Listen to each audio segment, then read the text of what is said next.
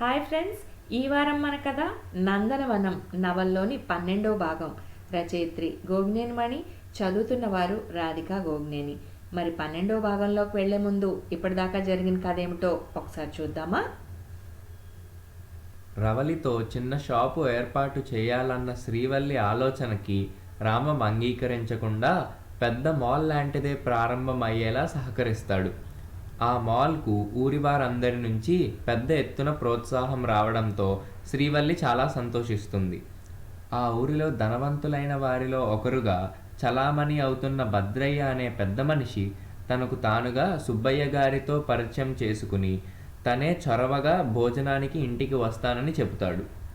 అలా ఇంటికి వచ్చిన భద్రయ్య అయ్యవారి అరుగులబడి గురించి తన చిన్నతనంలో విన్నదంతా వీరికి వివరిస్తారు. ఆ ఇంటి మీద భద్రయ్యకున్న ఆదరణ చూసి శ్రద్ధాశక్తుల గురించి విని సుబ్బయ్య శ్రీవల్లి దంపతులు చాలా ఆనందిస్తారు. ఆ తర్వాత ఏం జరిగిందో 12వ భాగంలో వినండి. విన్నారుగా, ఇక కథలోకి వెళ్దామా? నందనవనం నవల్లోని 12వ భాగం. భద్రయ్య వెళ్ళిపోయాక ఆయన శ్రీవల్లితో అతని ఆత్మీయతను గురించి ఆనందంగా మననం చేసుకుంటున్నప్పుడు శ్రీవల్లి మెల్లగా అంది, ఏమిటో సరిగ్గా తెలియటం లేదు కానీ అతని వాలకంలో రవ్వంత తేడా ఏదో ఉన్నట్లు అనిపించింది. ఇల్లంతా ఇష్టంగా చూస్తున్నట్లుగానూ ఉంది, డాగ చూపులతో పరిశోధిస్తున్నట్లుగానూ ఉంది. నీవే అసలు డాగ కళ్ళు, కల్మషం లేని ఆయన మాటల్లో ఏదో పసిగట్టాలన్నట్లు చూసావేమో అంటూ ఆయన చిన్నగా నవ్వాడు. ఏమో అయి ఉండొచ్చు, ఎందుకంటే ఆయన నేను వడ్డించిన వంకాయ పచ్చడిని రుచి చూడకుండానే చాలా బాగుందని మెచ్చుకోవటాన్ని చూసి నాకు ఈ అనుమానం వచ్చింది. పూర్తిగా తిన్నక్కర్లేదు, వేలితో నాలుగుకి రాసుకునైనా రుచి చూసి చెప్పి ఉంటే నాకు నిజమేననిపించి సంతృప్తి కలిగేది. అలా ఎందుకు అనుకోవాలి? కొన్నింటి రుచి చూడాల్సిన అవసరం లేకుండానే ఆకారాన్ని బట్టి చెప్పగలం, అవునా? ఆయన ప్రశ్నకి అవును, అదే అయి ఉంటుంది అంది చిరునవ్వుతో. అదే కాకుండా ముందుగా రుచి చూసిన వంటకాలను బట్టి పచ్చడి రుచిని అంచనా వేసి ముందుగానే ఆకారం నచ్చడంతో అలాగూ చెప్పి ఉండొచ్చుగా. అవును, మీరన్నది నిజమే అని శ్రీవల్లి అంగీకరించింది. పైకి కనిపించే ఆప్యాయతకి ఆయనలోని అసలు రూపానికి సంబంధం వేరేగా ఉండొచ్చని తనకి అనిపించిన మాటని పైకి అనకుండా మనసులోనే దాచుకున్నాడు ఆయన. కారణం సరిగ్గా తెలియనప్పుడు వ్యక్తపరచడం అనవసరం అనిపించింది. రామం ఇంటికి వచ్చాక శ్రీవల్లి సరదాగా భద్రయ్య వచ్చి వెళ్ళిన సంగతి, తమ అభిప్రాయాలు అన్నీ ఎకరవు పెట్టింది. రామం పక్కపక్కమన్నాడు, నేను కూడా అప్పుడప్పుడు మొహమాటానికి అలా చెప్పేస్తూ ఉంటాను, మర్యాదగా ఉంటుందని. అంతే కదా, దీనికి నిజానిజాల ప్రసక్తి కూడా ఎందుకు? అంత అవసరం లేదు, ఏదో సామెతలా పని లేక పెట్టుకున్న ప్రోగ్రాంలా ఉంది. శ్రీవల్లి నిష్ఠూరం చూపించింది. అవునవును, నువ్వు మాత్రం ఏదో ఉపయోగకరమైన పనులతో పొద్దంతా తిరుగుతున్నావు, మేమిద్దరం ఏం చేయాలో తోచక ఇలా ఈకలు పీకే పని పెట్టుకుంటున్నాం. అంత మాట నేనెందుకు అంటానమ్మా? మీరిద్దరూ చేస్తున్న దాని ముందు నాదెంత? ఇంటి పనే కాకుండా స్టోర్ అజమాయిషి, ఊళ్ళో వాళ్ళందరి హితబోధలు, నీతి కథలు, ఆ పైన పొలం పనులు. అబ్బా, ఇక ఆపరా నీ దండకం అంది శ్రీవల్లి కోప్పడుతున్నట్లుగాను చిరునవ్వుతోనూ. అందరూ సరదాగా నవ్వుకున్నారు. తల క్రిందుగా 2 చేతులు పెట్టుకుని ఏదో ఆలోచనలో ఉన్నట్టుగా పైకి చూస్తూ మంచం మీద పడుకుని ఉన్న ఆయన్ని ఏమిటంత ఆలోచన అంటూ శ్రీవల్లి పలకరించింది. సమాధానం రాకపోయేసరికి ఆవిడ మెల్లగానే మళ్ళీ అడిగింది. అప్పుడు జవాబు లేదు. చిరాకొచ్చి కొంచెం నిష్ఠూరంగా అడిగింది. అప్పుడు ఆయన త్రుళ్ళిపడినట్లుగా ఏమన్నావు అని అడిగేసరికి నిష్ఠూరం ఇంకా పెరిగింది. అది మాటల్లోకి వచ్చింది. ఆ మధ్య మన ఇంటికి వచ్చిన ఆయనతో మాటల సందర్భంగా మీరు మా ఆవిడ వాగుడుకాయ, నేను ఊగుడుకాయని అంటే, ఊగుడుకాయ అంటే ఏమిటండి, ఆ మాట నేను ఎప్పుడూ వినలేదు అని అడిగాడా అంది శ్రీవల్లి. అయితే ఏమిటి, ఇప్పుడెందుకు గుర్తుకొచ్చింది? ఆయన విస్తుపోయాడు. తర్వాత ఒక్క క్షణం ఆలోచించి, అవును, ఆయన అలా అడిగితే నేను ఊగుడుకాయ అన్నాను. ఆవిడగారు చెప్పే మాటలన్నింటికి తలకాయ ఊపుతూ అవునంటాను అందుకని అని చెప్పాను. నువ్వు విని పెద్దగా నవ్వావు కూడా, నేనే మర్చిపోలేదు. ఎందుకు ఇప్పుడు నీకు గుర్తుకొచ్చింది అనేదే నా ప్రశ్న అని అడిగాడు. ఆడవాళ్లదే ఆధిపత్యం అని మగవాళ్ళంతా వేళాకోళం చేస్తుంటారు. వాస్తవానికేమో మాటను ఎన్నిసార్లు అడిగినా కూడా వినపడనట్లుగా మౌనం, పైగా అందరితోనూ నా మాటలకు తలోపటమే మీ పని అంటూ ప్రచారం. శ్రీవల్లి కోపం నటించింది. నాకు నిజంగానే వినిపించలేదు మరి. నా ఆలోచన అంతా పొలం గురించే. అలవాటు లేని పని కదా, కష్టంగా ఉంటుంది. దిగితే గాని లోతు తెలియదు అంటారు, అందుకే కొంచెం దిగ్గానే మీకు అర్థమైంది అంది శ్రీవల్లి నిట్టూరుస్తూ. శారీరక కష్టం అలవాటు లేదని నువ్వు అనుకుంటున్నావు కానీ నేను దేనికైనా సిద్ధపడగలనని నా నమ్మకం. నా ఆలోచన అంతా నా గురించే కాదులే, అందరు రైతుల సమస్యలు తెలుసుకోగలుగుతున్నా కదా. సంవత్సర కాలం అంతా కష్టపడి పండించిన పంట ఇంటికి చేరాక రైతుకు ఎంత ఆనందంగా ఉంటుందో. ఏ ప్రకృతి వైపరీత్యం వలనైనా దక్కకపోతే అంత కష్టంగానూ ఉంటుంది. ఆ పైన పంటలకు గిట్టుబాటు ధర లేకపోవటం, శ్రమకు తగ్గ ఫలితం దక్కకపోతే ఎవరికైనా అంతేగా అన్నాడాయన. కంఠంలో వేదన సుళ్ళు తిరిగింది. శ్రీవల్లి అవునన్నట్లు తలూపుతూ నిట్టూర్చి, వ్యవసాయంలోనే కాదు అన్ని వ్యాపారాల్లోనూ కష్ట సుఖాలు లాభ నష్టాలు అంటూ ఉంటూనే ఉంటాయిగా అంది. అవుననుకో, కానీ నాకు మాత్రం ఇప్పుడే రైతుల సమస్యలు బాగా తెలిసి వస్తున్నాయి. ఎలా వీటిని అధిగమించాలి, ఎలాంటి సూచనలు సలహాలు తీసుకోవాలి ఏమిటో ఇలా రకరకాల ఆలోచనలు తెగటం లేదు. అంటే రైతుబడి లాంటిది ఏమైనా ఏర్పాటు చేయాలనే ఆలోచన? వ్యంగ్యమో నిజమో తెలియనీయకుండా అంది శ్రీవల్లి. అలాంటిదేం లేదు. అసలు రైతులకు తగిన సూచనలు ఎరువులు వాటి గురించి చెప్పడానికి చాలామంది వ్యవసాయ శాస్త్రం చదివిన ఆఫీసర్లు ఉన్నారు. బీమా పథకాలు లాంటివి ఉన్నాయి. వాటి గురించి కాదులే. మరి శ్రీవల్లి వదనంపైకి ప్రశ్న వచ్చి కూర్చుంది. మనం ఫ్యాక్టరీ కోసం స్థలం సేకరించామా? ఫ్యాక్టరీ కాకుండా ఏదైనా ఈ ఊరు రైతులకు పనికొచ్చే విధంగా, అంటే పంటలు నిల్వ చేసుకునే కోల్డ్ స్టోరేజ్ లాంటిదైతే బాగుంటుందేమోననిపిస్తోంది. శ్రీవల్లి చిన్నగా నవ్వింది. ముందు హాస్పిటల్ అనుకున్నారు. కొంచెం దగ్గర ఊరు ఆనందపురంలో ఉంది కదా అని ఆ ఆలోచన విరమించుకున్నారు. తర్వాత ఏదో పరిశ్రమ అంటూ పరమేశ్వరం గారితోనూ చర్చించి స్థలం సేకరించగలిగారు. అదంతా వాళ్ళ వల్లే సానుకూలమైంది కాబట్టి ఏ మార్పు గురించి అయినా ముందుగా వాళ్ళతోనూ చర్చించాలి. అవునా? మీ ఆలోచనలన్నీ రామంతో చెప్పండి. ఇంకా పేపర్ వర్క్ లాంటిది మొదలుపెట్టే దశలోనే ఉన్నారు కనుక ఏదైనా అందరూ ఆలోచించుకుని చేసే వీలు ఉంటుంది. అవును, ఏదో ఒక నిర్ణయానికి రావాల్సిందే.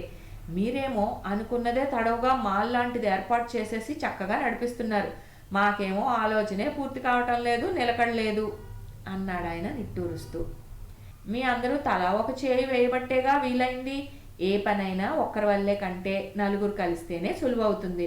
కొన్ని పనుల్లో మనిషికి మనిషి సాయం తప్పనిసరి. నలుగురు సలహాలు తీసుకుని ఆలోచించుకుని ఏదైనా మనమే నిర్ణయించుకోవాలి. అప్పుడు కష్టమైనా నిష్ఠూరమైనా మనమే బాధ్యులం అవుతాం. ఎవరిని నిందించే అవకాశం ఉండదు. అవునండి లచ్చిందేవి, బాగా అర్థమైంది అంటూ ఆయన చిరునవ్వు చిందించాడు. సరదాగా శ్రీవల్లి నవ్వేసింది. నీ మాటల్ని బట్టి నాకు సందేహం వచ్చింది. మాల్ ఏర్పాట్లో మా అందరి సాయం ఉందన్నావా, లేక మా సలహాలు తీసుకొని ఆఖరుగా ఏర్పాటును మీరే నిర్ణయించుకున్నామని చెప్పావా? ఆయన మాటల్లో పరిహాసం లేదని నిర్ణయించుకుని శ్రీవల్లి చెప్పింది. రవళి తను బాగా చదువుకోకపోవటం వల్ల ఉద్యోగం చేసి సంపాదించుకోలేకపోతున్నాను అనుకున్నప్పుడు ఈ ఆలోచన వచ్చింది. ఆచరణలో పెట్టడానికి మీ అందరి సాయం అవసరమైంది, అంతేగా? ఆయన ఏదో ఆలోచన నుండి ఒక నిర్ణయానికి వచ్చినట్లు స్థిరంగా చెప్పేశాడు. నేను కోల్డ్ స్టోరేజ్ పెట్టడమే బాగుంటుందనే నిర్ణయానికి వచ్చేశాను. పరమేశ్వరం గారు కాదంటే అప్పుడు నేనే ఏర్పాటు చేసే ఆలోచన చేస్తాను. ఎవరో కలిసి రాకపోయినా సరే. కాదన్నదెవరు? అలాగే కానివ్వండి అంది శ్రీవల్లి మళ్ళా చురుగ్గా చూసి. పనులకు బయలుదేరేవాళ్ళు పొద్దున్నే ఎలాంటి కబుర్లు కాలక్షేపాలు పెట్టుకుంటారా అని అడిగింది. అవును కదూ అంటూ ఆయన చకచక తన పనులన్నీ ముగించుకుని పొలానికి బయలుదేరాడు. పంచకట్టు వేషంలో ఆయన్ని చూసిన ప్రతిసారి శ్రీవల్లికి ముసిముసి నవ్వులు రువ్వడం అలవాటు. ఆయన పైపంచ సవరించుకుంటూ బయలుదేరుతున్నప్పుడు సూర్యం ఎదురొచ్చాడు. శ్రీవల్లి సూర్యాన్ని చూసి, ఏమిటి కాలేజీలు తెరిచారని విన్నానే, నువ్వు వెళ్ళలేదా అని ఆప్యాయంగా అడిగింది. సూర్యం చిరునవ్వుతో బదులు చెప్పాడు. సరిగ్గా ఈరోజు ఉదయమే మా అమ్మ ఇలాగే అడిగింది. ఎప్పుడూ కాలేజ్ తెరవడానికి కొంచెం ముందుగానే పరుగులు పెట్టేటోడివి, ఇప్పుడు తెరిచినా ఇంకా వెళ్ళటం లేదేంట్రా అని. ఓ సలహా కోసమే ఇటు వచ్చానండి అన్నాడు. సూర్యం భుజంపై ఆయన చేయి వేసి, అయితే పద అలా పొలం వైపు వెళ్తూ మాట్లాడుకుందాం అంటూ సూర్యాన్ని బయలుదేరదీశాడు. నీ సలహా చదువు గురించేగా. చదువు పూర్తి చేయాల్సిందే, ఇంకో ఆలోచన మాత్రం చేయకు. మీ అమ్మా నాన్నల్లాగే నేనిచ్చే సలహా కూడా ఇదే. చదువు అంటే నీ ఆలోచనలను పదును పెట్టగల ఆయుధం అనుకో. ఎటువంటి కష్ట నష్టాలు వాటిల్లినా తట్టుకోగలిగే ధైర్యాన్ని ఇవ్వగలదు అంటూ ఇంకా ఏదో చెప్పబోతూ ఉండగానే సూర్యం మధ్యలో నసుకుతూ అన్నాడు, మీరు చేసే పనిలో పాలు పంచుకోవాలని నీ సాయం అవసరమైనప్పుడు నేనే నిన్ను పిలుస్తాను. ఏం సందేహించను. అప్పటి వరకు చదువు కొనసాగించు. అప్పటికి నీకు అభిప్రాయము ఏర్పడవచ్చు. దాని ప్రకారం నిర్ణయించుకుందు గాని. ఇదే కదా నీకు మీ అమ్మా నాన్నలు చెప్పింది. అవునన్నట్లు సూర్యం తల ఊపాడు. మేమేం చేస్తామో ఏం చెయ్యగలమో అన్నది పూర్తిగా తేలనే లేదు. ముందుగా ఇదిగో ఈ వ్యవసాయం మాత్రం మొదలు పెట్టాం. ఎలాంటి కష్ట నిష్ఠూరాలు ఎదురవుతాయో ఎలా తట్టుకుంటామో ఏమీ తెలీదు. మాటల్లోనే పొలం దగ్గరకు చేరారు ఇద్దరు. ఒక్క మాట మిమ్మల్ని అడగనా? సూర్యం అడగగానే కొంచెం ఆశ్చర్యంగా చూసి, ఒక్క నిమిషం ఉండు అంటూ అటువైపు చకచక అడుగులు వేస్తూ వెళ్ళాడు ఆయన. అప్పటికే వచ్చిన వాళ్ళకి పనులు పురమాయించి గట్టున ఉన్న ఓ చెట్టు నీడన సూర్యం పక్కగా చతికిలబడి, సరే ఇప్పుడు చెప్పు సూర్యం, తాపీగా మనం మాట్లాడుకోవచ్చు అన్నాడు. నాకు అప్పుడప్పుడు ఓ సందేహం వస్తూనే ఉంటుంది. మీరు అంత దూరం నుండి నగర జీవనానికి అలవాటు పడిన వాళ్ళు ఈ మారుమూల పల్లెకు మీ తాతగారి ఊరు, ఆయన ఉన్న ఇల్లు అనే మమకారంతోనే వచ్చారా అని ఈ ఆశ్చర్యంతో పాటు ఇంకో కారణం ఏమైనా ఉందా అనే అనుమానము కలుగుతూ ఉంటుంది. ఉండబట్టలాక ఇప్పుడు అడిగేశా అన్నాడు సూర్యం మెల్లగా నసుకుతూనే. ఆయన ఫక్కును నవ్వేసి, ఏదైనా సంశయం వస్తే అడిగితేనే మనసు తేలికవుతుంది, లేకపోతే అర్థం పర్థం లేని ఆలోచనలతో బరువెక్కుతుంది అంటూ, సరే వివరంగానే జవాబు చెప్తా అన్నాడు. మా నాన్నకు ఈ ఊరు పట్ల చెప్పలేనంత మమకారం ఉంది. చిన్నతనంలో తను తిరిగిన ఈ ఊరు వీధులు చెట్టు చేమల గురించి కబుర్లు చెప్పేటప్పుడు నాన్న కళ్ళు ఆ జ్ఞాపకాలతో ఎంత మెలమెల్లాడిపోతాయో. నిజానికి ఎవరికైనా స్వంత ఊరు బాల్య స్మృతులు మధురమైనవే. అయితే కొందరికి మాత్రం కొంచెం ఎక్కువ మక్కువ అని నాకు అనిపిస్తూ ఉంటుంది. ఎందుకంటే మా చిన్నతనంలో మేము చాలా ఊళ్ళు తిరిగాం. ఆ రోజుల్ని జ్ఞాపకం చేసుకుంటే సరదాగా బాగుంటుంది కానీ మా నాన్నకు కలిగేంత ఉత్తేజం మాత్రం మాకు కలగదు. అందుకనే ఈ మాటను చెప్పగలిగాను. నా చిన్నప్పుడే నా పేరు గురించి ఓసారి మా నాన్నతో అన్నా. తాతగారి పేరు యథాతథంగా పెట్టడం బాగుండదని, పెద్దయ్యాక పాతకాలం పేరని నేను బాధపడతానేమోననే ఉద్దేశంతో ఇలా కొంచెం ఆధునికంగా మార్చి పెట్టావు కదా నాన్న అని అడిగి, నాకు ఆ పేరన్నా ఇష్టమేనని చెప్పా. దానికి మా నాన్న నవ్వి, తాతగారి పేరు మార్చి పెట్టడానికి కారణం నువ్వు అనుకున్నది కాదు, అసలు కారణం ఏమిటో చెప్పనా? అంతటి గొప్ప వ్యక్తి పేరు పెట్టుకోగలిగిన అర్హత నీకు ఉందో లేదోననే అనుమానం వచ్చి అలాగే పెట్టే సాహసం చేయలేక కొంత మార్చానన్నమాట. అంతేగాని ఫ్యాషన్గా ఉండాలని కాదు. పెద్దయ్యాక ఆయన పేరు నిలబెట్టగలిగే వ్యక్తిత్వం కలవాడి అవుతావో లేదో ముందుగానే తెలియదుగా ఎవరికి అనేసరికి నాకు కొంచెం చిన్నతనం అనిపించింది. మీ నాన్నేమన్నా గాంధీ లాంటి గొప్ప వ్యక్త? అలాంటి వాళ్ళ పేర్లే చాలామంది పెట్టుకోవడం లేదా అని పౌరుషంగా చూశా. కొందరు గొప్ప వ్యక్తులు చేసిన గొప్ప పనులు త్యాగాల వలన చరిత్రలో చిరస్థాయిగా ఉండిపోతారు. వారి జీవిత చరిత్రలను పాఠాలుగా చదువుకుంటాం, చెప్పుకుంటాం.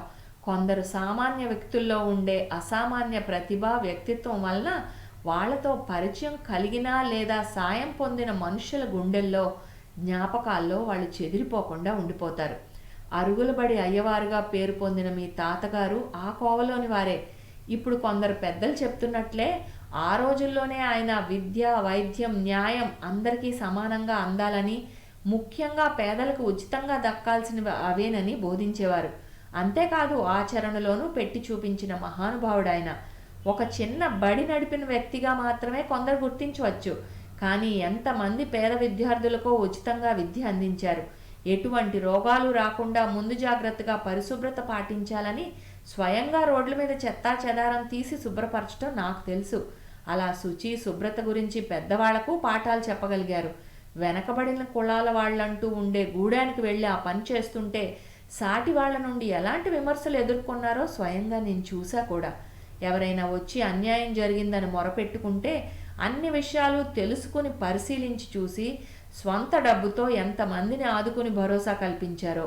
తగులెందుకని దాయాదులకే తన ఆస్తిలోని చాలా భాగం నిస్వార్థంగా అప్పచెప్పేసిన ధీమంతుడు అంటూ వారి గురించి అలా మా నాన్న చెప్పిన మాటలు నా మనసులో బాగా నాటుకున్నాయి. అలా నాన్న తాతగారి గురించి గొప్పగా చెప్పినప్పుడు నేను మనసులో ఆనాడే గట్టిగా నిర్ణయించుకున్నాను, మంచి పేరు సంపాదించి మా నాన్నతోనే తాతగారిని గుర్తు చేయగలిగేంత వాడివయ్యావురా అని అనిపించుకోవాలని. ఆ తర్వాత ఆ మాటనే మా నాన్నకి చెప్పాను.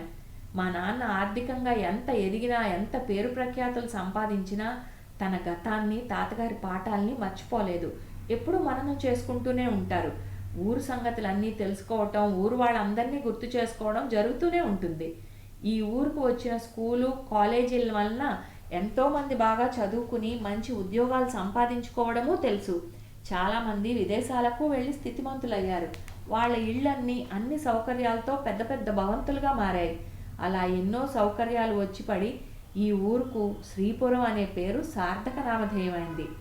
అయితే ఊరుకు సిరి సంపదలు, సకల సౌకర్యాలు సమకూడినా కానీ మా నాన్న కోరుకున్న మార్పు మాత్రం రాలేదని దిగులు పట్టడం నేను గమనించాను.